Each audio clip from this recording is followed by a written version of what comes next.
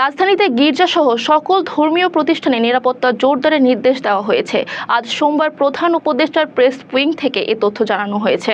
Press উইংয়ে বলা হয়েছে, রাজধানীর সব গির্জা ও ধর্মীয় প্রতিষ্ঠানে নিরাপত্তা জোরদার করা হয়েছে। এছাড়া অন্তঃধর্মীয় ঐক্য ও সাম্প্রতিক সম্প্রতি রক্ষায় অন্তর্বর্তী সরকার তার দৃঢ় প্রতিশ্রুতি পুনর্ব্যক্ত করেন।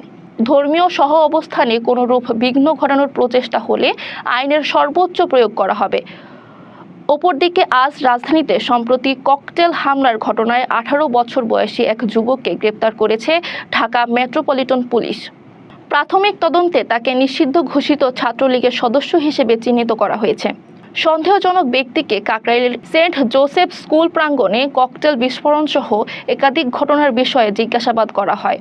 এছাড়া জেএমপি এই জঘন্য ও কাপুরুষোচিত সহিংসতায় জড়িত প্রত্যেককে গ্রেপ্তারের জন্য র্যাপিড অ্যাকশন ব্যাটালিয়নদের সাথে সমন্বয় করে শহর জুড়ে অভিযান জোরদার করেছে।